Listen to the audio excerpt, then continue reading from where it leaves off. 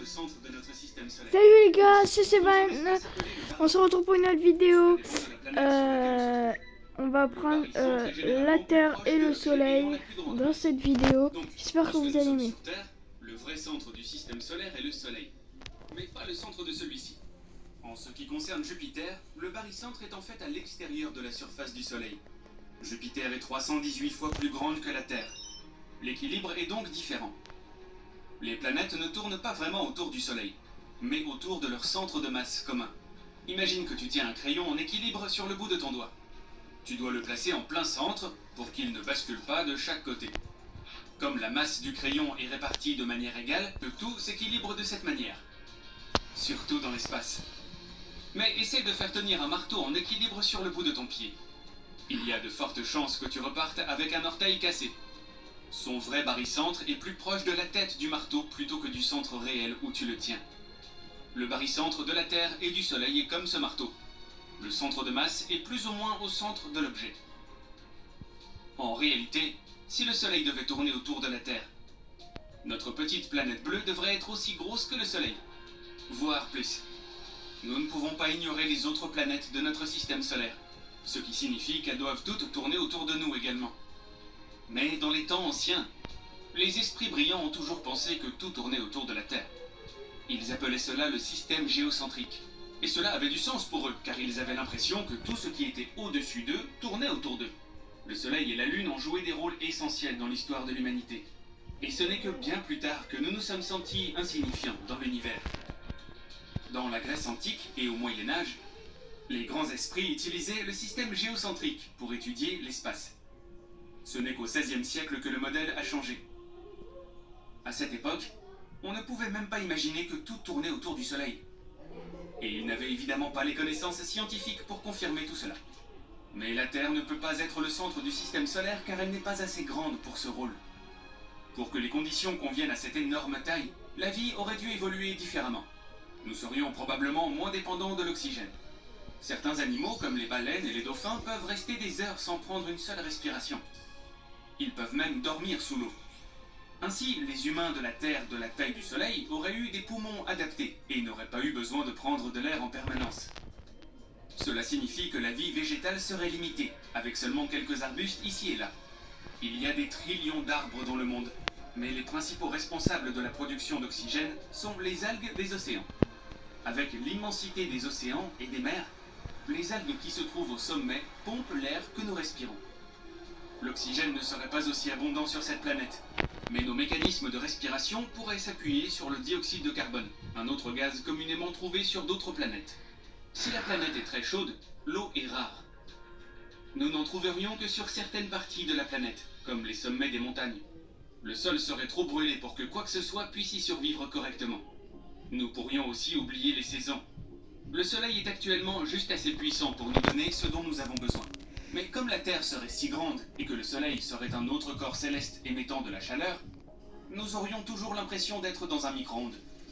Les jours et les nuits seraient différents, et il n'y aurait pas autant de pluie. Avec autant de chaleur produite dans le noyau, il est probable que des tremblements de terre se produiraient constamment, et que les volcans seraient en éruption tout le temps. La surface serait pratiquement une plaine brûlante de magma rouge qui flotterait partout. Ce serait la vraie planète rouge. Mais si nous avions le même paysage que sur Terre, vivre quelque part près des montagnes pourrait être la solution. Les montagnes seraient toujours incrustées dans le noyau, mais ce serait mieux que de rester sur le sol. Certains sommets pourraient même être 100 fois plus hauts que le mont Everest. Les canyons pourraient être si profonds que la fosse des Mariannes ressemblerait à une petite brèche. Les animaux auraient également un comportement et une apparence différents. Les animaux à sang froid devraient absorber le moins de soleil possible pour ne pas brûler. Les animaux devraient compter sur la migration pour trouver de l'eau dans des terres lointaines. Les oiseaux devraient voler sur des centaines de kilomètres pendant la saison de migration, et nous verrions probablement certains d'entre eux filer à toute vitesse dans les airs. Mais comme la gravité serait très forte sur cette terre de taille colossale, les animaux volants auraient besoin d'os plus fins et d'un noyau plus mince pour pouvoir voler. Les véritables survivants seraient les micro-organismes.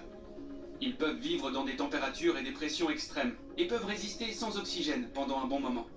Les nuits seraient sombres car il n'y aurait pas de lune pour refléter la lumière du soleil. La lune se trouverait très probablement du côté opposé à celui où brille le soleil. Elle serait donc pour toujours une boule qui flotte dans le ciel. La vitesse de rotation de la Terre est la plus rapide à l'équateur. Donc, si toutes les planètes et le Soleil tournaient autour de nous, notre rotation ne serait pas si importante. Logiquement, les nouveaux cycles météorologiques ne seraient pas bons pour les cultures. Les humains auraient évolué différemment de ce qu'ils sont maintenant.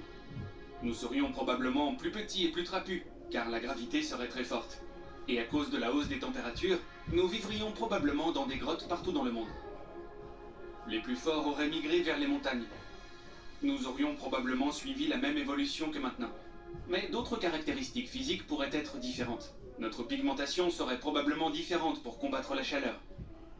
Le renard du désert a de grandes oreilles pour entendre les prédateurs et pour se rafraîchir dans la chaleur torride du désert. Il est possible que nous aurions aussi de plus grandes oreilles que celles que nous avons actuellement, pour cette même raison.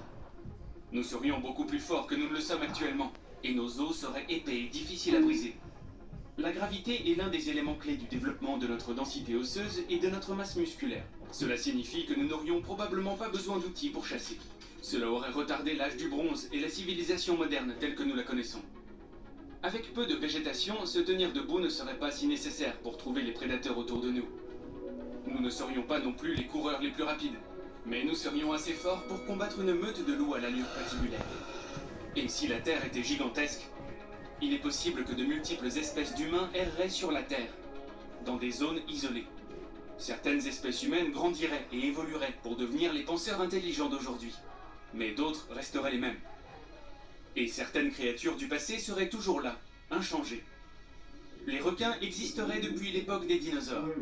Ils n'auraient pas eu à changer de forme ou à s'adapter parce qu'ils seraient largement dominants. D'autres animaux seraient restés les mêmes en raison de leur isolement. L'île des Galapagos abrite des animaux uniques, parce qu'ils sont seuls depuis très longtemps. Sans prédateurs propres qui les entourent constamment, ils ne craignent pas les humains. La nouvelle